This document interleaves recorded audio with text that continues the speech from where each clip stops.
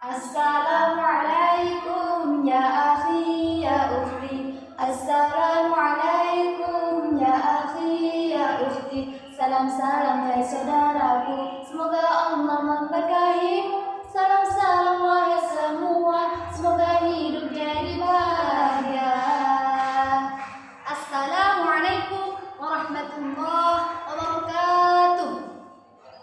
Alhamdulillahilladzi hadana li hada wa ma kunna linahtadiya laula an hadana Allah. Asyhadu an la ilaha illallah wa asyhadu anna Muhammadar Rasulullah. Amma ba'du.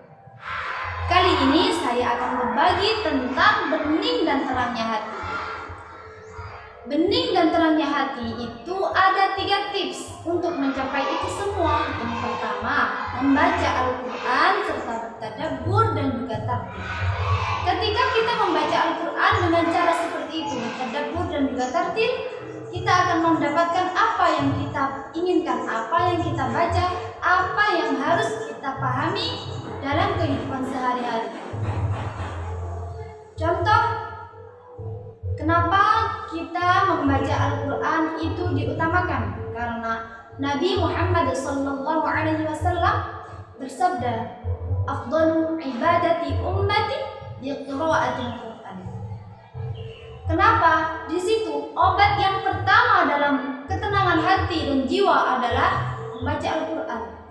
Wa nunazzilu minal Qur'ani ma huwa shifaa'un wa rahmatul lil mu'minin. Adakah dalilnya dalam Al-Quran? Dia sebagai obat hati bagi orang-orang mukmin. Ketika kita bersedih, hati kita sedang malas-malasnya untuk beramal baik, misalkan belajar, ngaji. Di situ memang diharuskan kita banyak membaca Al-Quran, tetapi ketika kita membaca Al-Quran itu dengan cara yang benar, kita akan mendapatkan ketenangan hati. Ketika kita membaca Al-Quran, a'udzubillahi minasyaitonir rajim, bismillahirrahmanirrahim, apa yang kita dapatkan? Capek dan mundur di situ. Nabi Muhammad sudah mengatakan kenapa membaca Al-Quran disebutkan diri yang pertama, karena paling utamanya ibadatnya orang muslim itu adalah membaca Al-Quran. Bukan hanya orang muslim, ummati, siapapun yang dikehendaki Nabi Muhammad SAW untuk menjadi umatnya, dia diutamakan membaca Al-Quran. Contoh, kita membaca Al-Quran, ayat apa yang kita baca? Contoh ayat inna fi khalqis samawati wal ardi wakhtilafil laili wan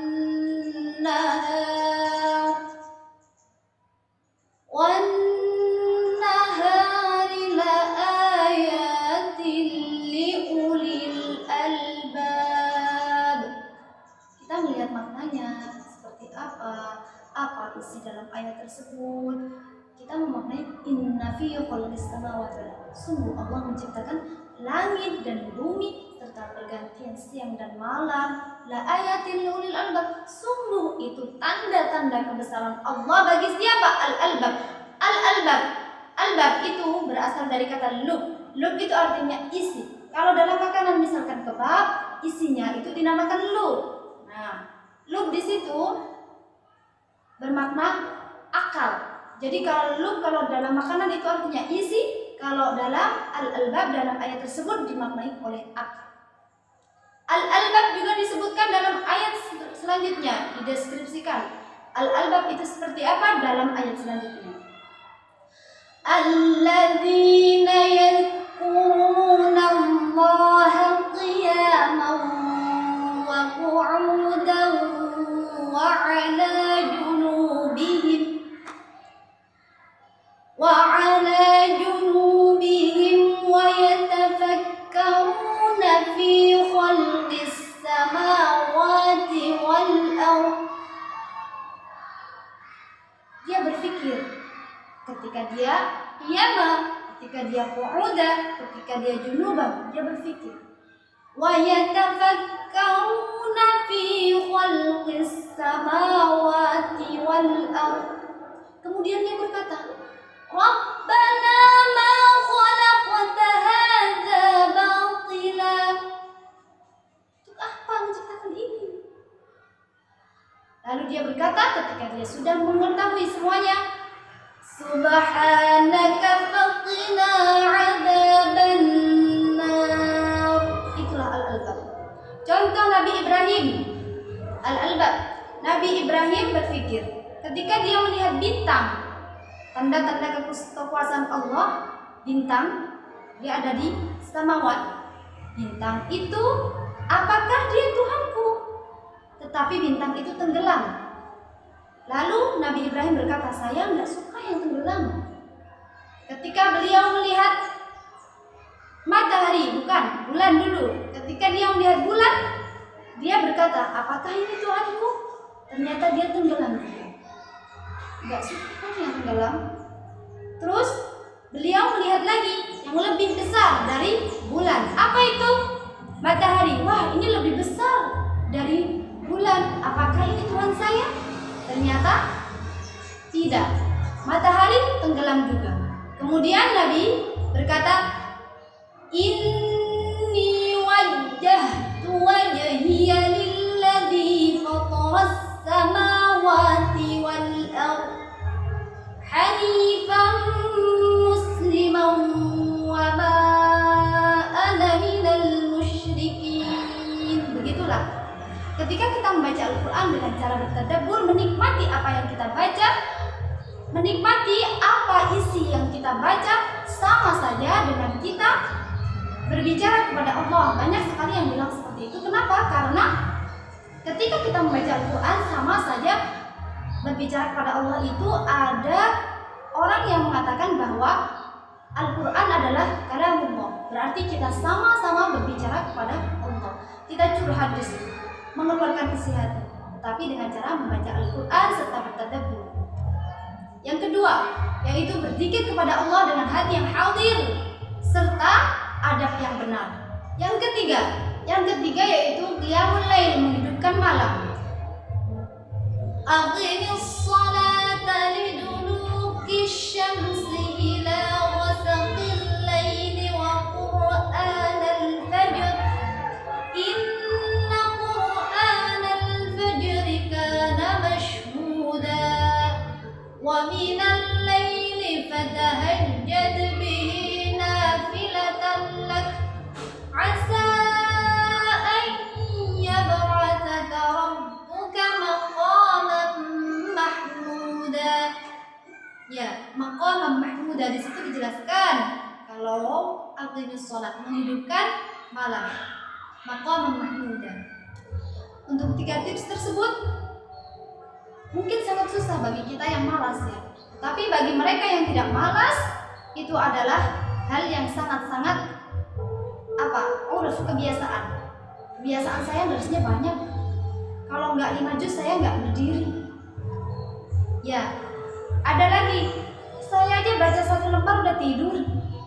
Paling saya langsung main handphone karena ada WA yang datang. Ding ding gitu. A'udzu billahi minasy syaithanir rajim. Bismillahirrahmanirrahim. Ding ding enggak jadi. Udah handphonenya. Jadi mau baca handphone aja baca ta'awudz sama basmalah ya. Ya, susah. Habis itu berzikir paling baca sholawat. Sallallahu alaihi Muhammad, sallallahu alaihi Muhammad, sallallahu alaihi Muhammad. Temannya ngajak ngobrol. Mbak ini gini gimana mbak gitu. Oh iya, nggak jadi baca sholawatnya kan, jadi bicara sama Tuhan. Terus kalau qiyamul lail, masih jam segini, tutup lagi, tidur lagi. Paling kalau ke kamar mandi bangun, habis dari kamar mandi nggak wudhu, langsung tidur lagi. Bukan ke kamar mandi mengambil air wudhu, kita wudhu mau sholat, bukan. Tapi hanya kita memerlukan hajat kita, habis memenuhi hajat langsung tidur lagi. Kebiasaan kita ya. Ya seperti itu. Untuk membuat hal itu menjadi uruf, 3 hal tersebut menjadi uruf dalam diri kita, ada tipsnya yang pertama yaitu perutnya tidak terlalu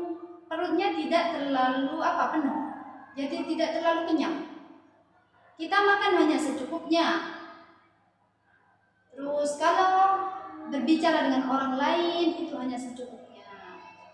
Misalkan ada orang yang mengajak kita berbicara tidak bermanfaat, tolong kita menjauh. Kita sadar diri, wah ini nggak bermanfaat bagi saya, udahlah saya harus saja pindah tempat ya, beres.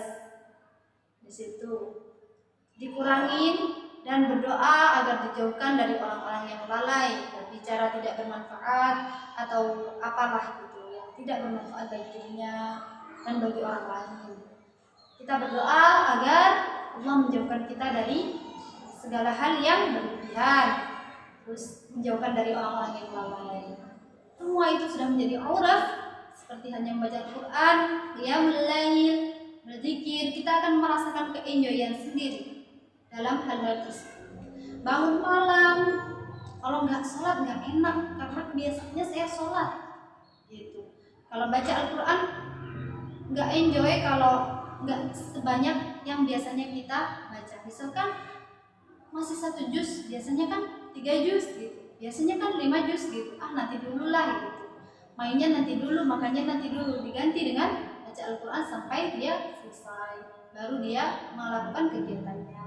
Berzikir juga sama seperti itu. Jadi kita merasakan ketenangan apa yang kita inginkan dengan hal-hal yang menyambungkan kita kepada Allah Subhanahu wa Ta'ala. Demikian dari saya, kurang lebihnya mohon maaf yang sebesar-besarnya. Wassalamualaikum warahmatullahi wabarakatuh.